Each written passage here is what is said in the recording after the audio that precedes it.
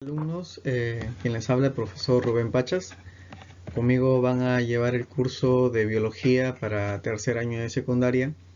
Bienvenidos a mi clase y una vez más el agradecimiento a la institución George Washington Carver por confiar en mi persona. En el transcurso de las sesiones nos iremos conociendo, iremos compartiendo. Los que están en el grupo de Face, dejaré algunos videos, algunas imágenes para compartir algún tipo de comentario que será parte de su evaluación. Así que estén atentos siempre a lo que dura el tiempo de horario de clases, ¿sí? Y le vamos a ir dando comentarios a cada pregunta que yo pueda generar durante las 2 horas de clase que tenemos. Así que el día de hoy vamos a iniciar con una introducción a la biología. Bien, entonces, primero debemos entender qué cosa es la biología. ¿Sí? Ya sabemos de repente por años anteriores que deriva etimológicamente de la palabra bio, que es vida, y logía, que es estudio o tratado. Entonces, lo que la biología estudia va a ser a la vida en sí. Y entonces nos hacemos otra pregunta más grande. ¿Qué cosa es la vida? Si bien el objeto del estudio de la biología es la vida, a veces el concepto de vida es mucho más amplio de lo que sabemos. Por ejemplo, si decimos que tiene un sistema nervioso, podemos decir que algo tiene vida. Si tiene un sistema respiratorio, podemos decir que tiene vida. Pero cuando nos vamos a nivel celular, hay organismos que no tienen sistemas tan complejos como las plantas, los animales, y por lo tanto se nos hace un poco más difícil definir la vida en esos aspectos. Sobre todo cuando llegamos a los niveles supramoleculares. Estamos hablando de los virus. Si bien es cierto, hoy en día existe una pandemia acerca del coronavirus, el virus de por sí es un organismo sin vida, ¿sí? Pero esta asociación de moléculas, cuando ingresa a un organismo, comienzan a replicarse. Y cuando está replicándose, podemos decir que está reproduciéndose, tiene vida. Por lo tanto, hasta el día de hoy, todavía los virus no están dentro de un grupo vivo. Simplemente son organismos supramoleculares que en el transcurso de su existencia pueden generar, en este caso, enfermedades, ¿no? Como las que vemos de la pandemia. Bien, contamos entonces con una definición de vida. Puede ser definido de diversos enfoques. ¿Sí? La noción más habitual está vinculada a la biología, que sostiene que la vida es la capacidad para nacer, crecer, reproducirse y morir.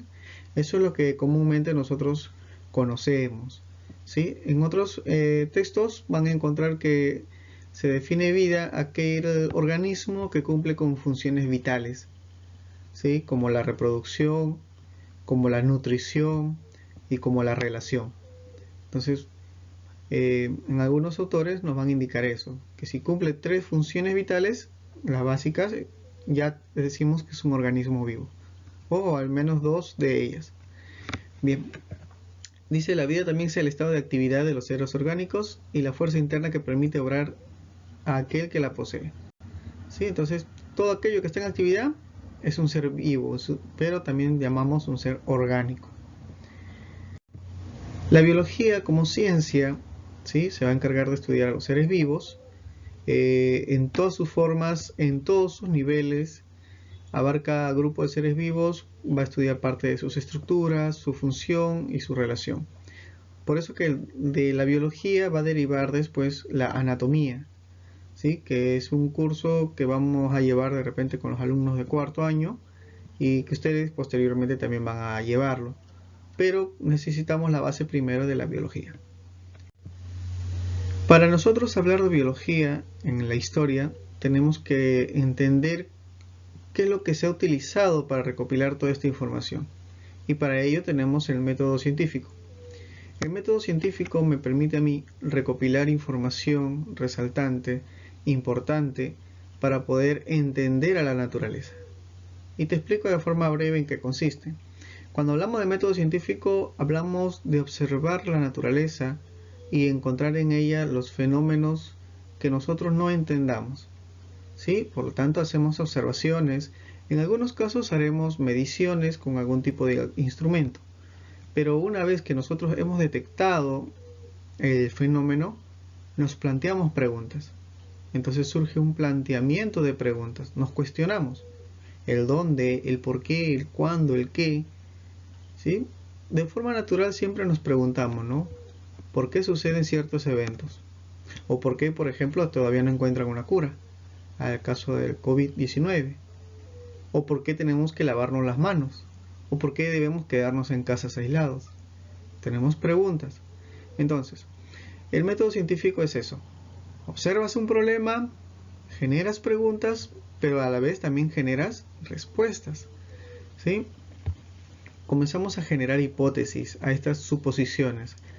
Las hipótesis no son verdaderas, no son falsas, son conjeturas que tenemos que debemos llevarlo a la parte experimental, a la parte de la comprobación, y a partir de ahí podemos definir si algo es cierto o es falso. Por lo tanto, mi hipótesis lo confirmo en la parte experimental. Una vez que yo lo experimento, lo compruebo, comienzo a generar conclusiones con esos datos y comienzo a definir si era acertada mi hipótesis o era falsa mi hipótesis.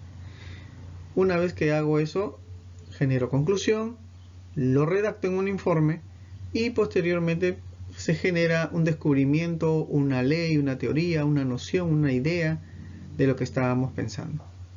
Posteriormente, en la ciencia en sí, esto va a generar más cambios, de tal manera que va a haber personas que nos contradigan o estén a favor o que usen nuestros conocimientos para que puedan generar otro conocimiento mayor. Bien, entonces, para recordar lo que acabo de explicar, empezamos el método científico con la observación. ¿Sí? Se reconoce el problema a través de los sentidos, con ayuda de instrumentos, y de ahí planteamos problemas, o sea, nos cuestionamos. Posteriormente, buscamos solución a ello y generamos hipótesis. Estas hipótesis son suposiciones. ¿Verdaderas o falsas? Tendríamos que comprobarlas. Entonces, una vez que yo formulo mi hipótesis, las compruebo de forma experimental. Genero un diseño para confirmar y descartar algunas hipótesis. Y una vez terminado ello, genero una conclusión. ¿Sí? Y las conclusiones van a estar afirmando o negando lo que yo acabo de decir en mi hipótesis. Y eso se transforma en un enunciado. Muy bien, eso es lo que hace las ciencias en sí. Tanto la biología, la física, la química, hace método científico. Entonces, una de las características para aplicar este método científico es que seas curioso o seas curiosa. ¿Sí? Porque mientras más curioso seas, siempre te vas a preguntar el porqué de las cosas. Y eso nos ayuda bastante a poder entender la naturaleza. Dentro de las ramas de la biología, de forma general, tenemos por ejemplo la zoología. La zoología va a estudiar la vida y la diversidad del reino animal. Va a estudiar a todos los animales en sus diferentes tamaños, diferentes estructuras. ¿Sí? Hay carreras ligadas a la zoología, como el caso de la medicina veterinaria. Tenemos la botánica, en la cual estudia la diversidad de plantas que existen en el planeta. Estudia la microbiología, a los microorganismos, por eso dice microbiología, organismos microscópicos. Muchos de ellos que pueden generar enfermedades, ¿no? Son patógenos. Pero otros son microorganismos que al contrario nos ayudan incluso en nuestra nutrición, como el caso de algunas bacterias de los lactobacilos. La ecología se encarga de estudiar a los organismos en sus interacciones, ya sea entre ellos o con el medio ambiente que los rodea. La bioquímica va a estudiar al organismo a partir de moléculas. Por lo tanto, la bioquímica va a estudiar a los elementos biogenésicos, que debes acordarte, el carbono, el hidrógeno, el oxígeno, el nitrógeno, ¿sí? Son los bioelementos, y también va a estudiar a las biomoléculas. Y las biomoléculas, para hacerte recuerdo, eran los lípidos, los glúcidos, las proteínas y podemos mencionar también en ese grupo a las vitaminas y los ácidos nucleicos, no te olvides. La fisiología estudia el funcionamiento del organismo, quiere decir cómo funciona cada órgano y por lo tanto es importante porque nos ayuda a entender la fisiología de la célula, la fisiología en los órganos que tenemos en el cuerpo humano, ¿no? Las funciones que van a tener. Estudia también la genética, que se encarga de estudiar a la naturaleza, cómo se expresa, estudia los genes, cómo se transmite los genes, ¿no? La herencia, en otras palabras. Y también va a estudiar la biología celular, que en este caso va a estudiar netamente a la célula. Nosotros para este grado de tercer año de secundaria vamos a llevar la biología a campo celular, ¿sí? Entonces vamos a entender a la célula, sus mecanismos de transporte, su nutrición, su reproducción y todos los fenómenos que ello abarque. Pero vamos a ir iniciando lógicamente a partir de esta parte introductoria y posteriormente vendrá la parte de la historia de la biología. Y así posteriormente iremos avanzando en el transcurso del año. ¿Qué relación hay entre ciencias naturales y la biología? La relación es lo que va a abarcar o las áreas que va a abarcar de forma general. Por ejemplo, las ciencias naturales estudia tres campos bien amplios: la física, la química y la biología, ¿sí? Todas se interconectan a través de diferentes estudios, ¿no? A través de diferentes conceptos, ¿sí? Uno necesita del otro. Por lo tanto, ustedes como estudiantes deben estar inmersos en esos tres campos de saber, en el área de ciencia sobre todo. Nosotros nos abarcaremos en la biología. La física, por el contrario, descubre, dice, o busca describir los principios fundamentales que rigen la naturaleza. En otras palabras, la física nos ayuda a entender todas las leyes a las cuales nos sometemos. Leyes naturales, leyes físicas, ¿sí? Estudia la materia, estudia la energía y todas esas interacciones que existen. La química va a estudiar la parte interna de la materia, sus propiedades, su composición. Y la biología estudia el funcionamiento de los seres vivos. Entonces te das cuenta de lo importante que es estudiar estas tres áreas. Nos genera un conocimiento más amplio, más completo y de mejor entendimiento hacia lo que tenemos. ¿Por qué crees tú que hoy en día en el norte mucha gente se está contaminando con el coronavirus? Hay muchos casos. El día de ayer, por ejemplo, estaba viendo la noticia y Lambayeque ahorita está en una zona roja, por así decirlo, ¿no? Muchos de ellos no toman medidas preventivas. ¿Por qué? Porque desconocen. A veces la ignorancia genera estos casos de no tomar prevención. Por más que a veces le dices, no salgas de casa, o lávate las manos, o mantén tu distancia, la gente no hace caso. ¿Por qué? Porque de repente en el colegio muchas de estas personas no estuvieron atentos a una clase de biología y no supieron entender la explicación del por qué un organismo puede generar daño o no puede generar daño, o en qué casos, o qué medidas preventivas hay que tener. La biología, la anatomía, la física nos ayuda a entender eso. Dentro de los niveles de organización de la materia, tenemos de menor a mayor grado el nivel subatómico, el nivel atómico, que van a ser estudiados por la química. En el nivel molecular, celular, va a estar estudiado directamente por la biología. En el nivel tejido, orgánico, sistema y aparato, va a estar estudiado por la anatomía. Y a nivel del organismo hacia adelante, va a estar estudiado por la sociología. ¿Sí? Nosotros nos vamos a abarcar a nivel molecular y celular. ¿Qué característica de los seres vivos? Dice, los seres vivos son en sistemas altamente organizados y complejos. ¿Sí? Si bien existen organismos unicelulares, también existen organismos pluricelulares. Pero aún siendo unicelular, ya es un organismo complejo. Todos los seres vivos, dice, tienen una estructura organizada a base de moléculas orgánicas. Quiere decir que todas las moléculas que mencionamos al inicio se unen para generar vida. Desde los organismos ya sean unicelulares hasta los pluricelulares como nosotros.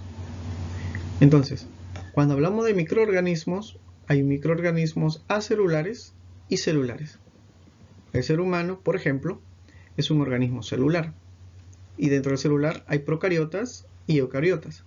Nosotros, porque nuestra célula tiene un núcleo definido, diremos que somos células o organismos celulares eucariotas.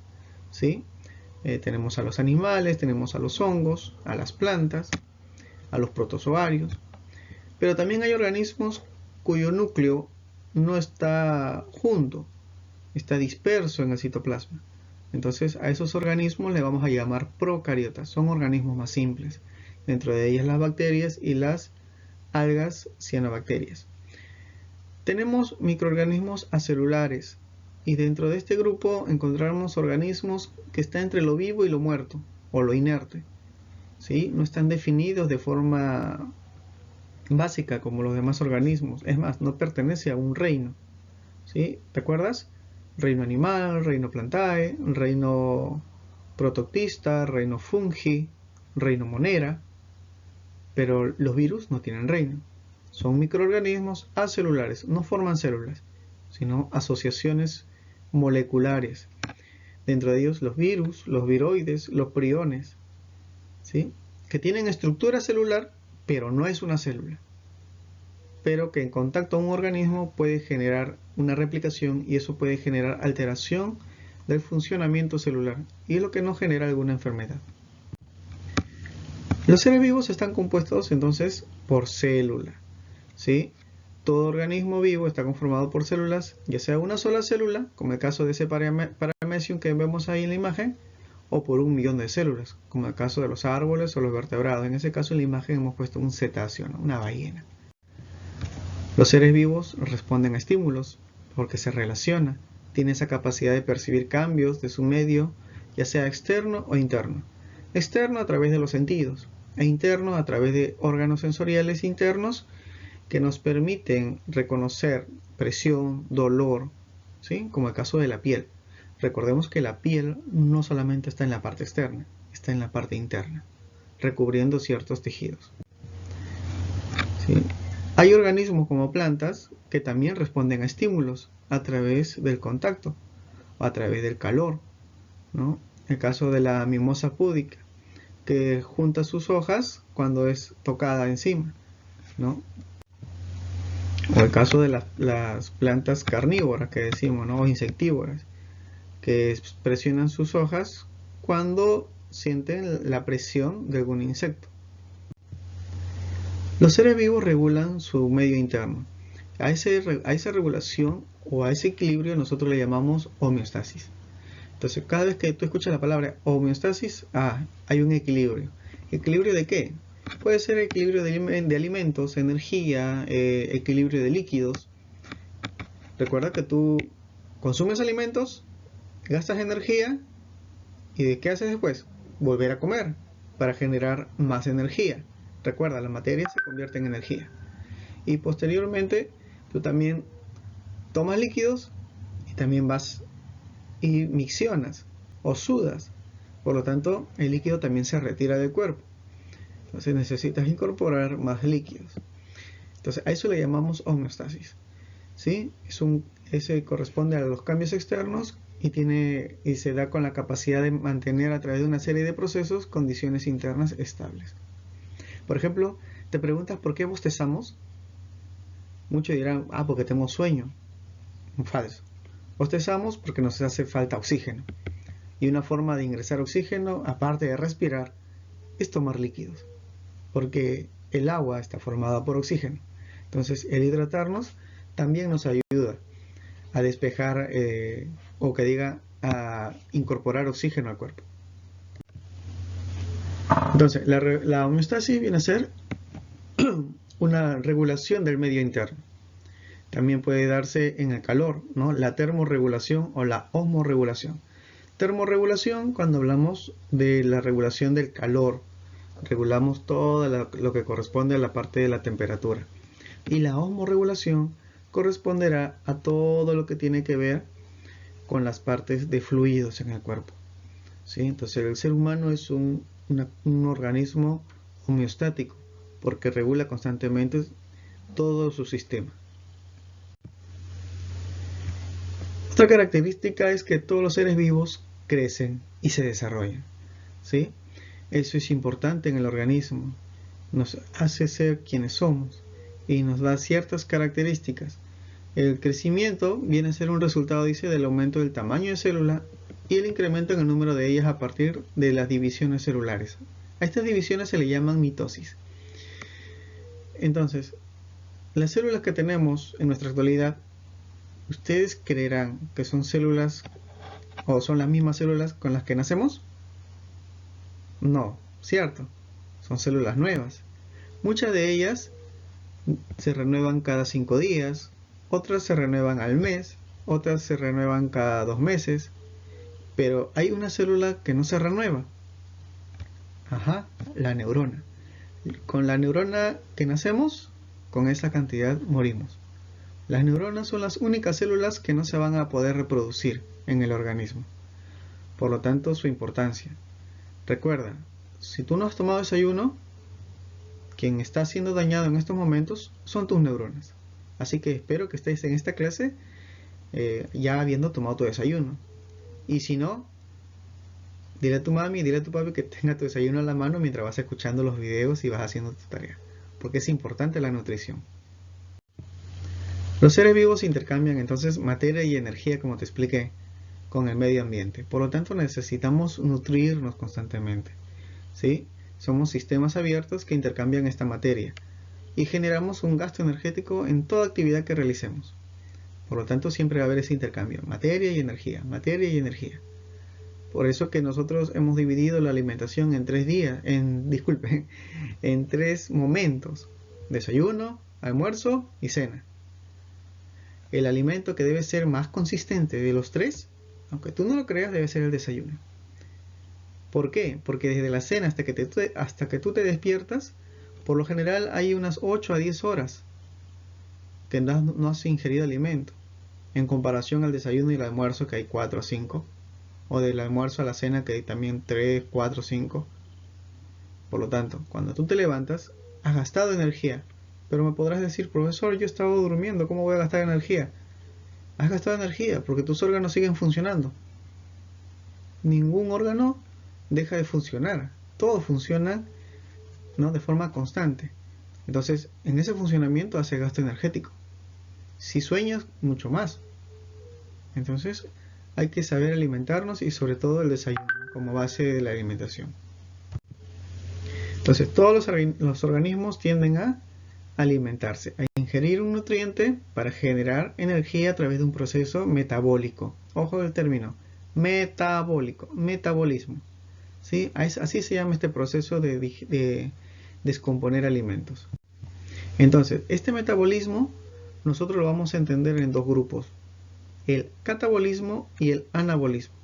Cuando hablamos de catabolismo, corresponde a los nutrientes que ingresan al cuerpo y cómo nuestro organismo lo descompone en algo más pequeño. En cambio, el anabolismo hace que las estructuras que han quedado por el cuerpo, en la sangre, ¿no?, de forma microscópica o molecular, se puedan unir para formar un complejo más amplio. Y eso nos ayuda a nuestro cuerpo. Entonces, según las reacciones metabólicas, podemos clasificarlo en 2, ¿no? Anabolismo y catabolismo. El anabolismo es la reacción de síntesis, ¿sí?, junta, síntesis, y el catabolismo es la reacción de degradación, degrada, separa, descompone. Entonces, cuando tú comes y de repente no engordas, es que tienes un buen metabolismo. ¿Por qué? Porque hay una reacción rápida de degradación y de reacción de síntesis. Y también podemos decir que los seres vivos se reproducen. Quiere decir que mantener la especie es importante, ¿sí? Venimos de otra especie preexistente, no nacemos de la nada. Por lo tanto, nosotros tenemos padres, y nuestros padres también tienen sus padres, y así hay una secuencia. Si no, se extingue la especie humana. En esa imagen podemos ver un espermatozoide y un óvulo, ¿no? Una fotografía a nivel microscópico por microscopio de barrido en este caso. Una reproducción, ¿no?, en el momento de un parto, por ejemplo. Los seres vivos también evolucionan a través del tiempo. No pienses que evolucionamos del mono, sino que hubo y hay vestigios en la historia de homínidos, ¿sí? De homínidos, que corresponde a seres similares al ser humano, al Homo sapiens sapiens, que han tenido características particulares. Por lo tanto, los científicos indican que hemos evolucionado a través del tiempo y seguiremos evolucionando porque el ser humano se adapta a los factores ambientales, a la contaminación, ¿sí? Se adapta a diferentes cambios que se dan en la naturaleza. Entonces, esos cambios permiten modificar diferentes hábitos, costumbres y sobre todo el mismo cuerpo. Hay plantas que se adaptan, ¿sí? Hay animales que se adaptan. Por ejemplo, se han encontrado restos de ballena acá en el Perú y dentro de esos restos de ballena se ha encontrado el hueso fémur. ¿Sí? Hay artículos de la San Marcos donde hacen mención a esto. Entonces, ¿qué significa que una ballena tenga un fémur? ¿Sabes cuál es el fémur? El fémur es el hueso de las piernas. El fémur nos permite caminar. Entonces, ¿qué quiere decir? Profesor, entonces las ballenas en algún momento caminaron. Posiblemente sí. Una hipótesis, ¿no? Posiblemente sí. Entonces, pero se necesita más investigación para saber al detalle sobre eso. Pero ya es bastante con el saber que hay ballenas que han tenido fémur o tienen fémur. Hasta aquí corresponde mi clase acerca de la introducción a la biología. Espero que te haya interesado, te haya agradado y vas a ver que durante las demás sesiones vamos a ir aprendiendo mucho más. Cuando tengas preguntas, consultas, dudas, no descartes en hacérmelas, ¿sí? Deja tus comentarios y bueno, a seguir hacia adelante. Nos vemos. Cuídense, ya saben, no salgan de casa.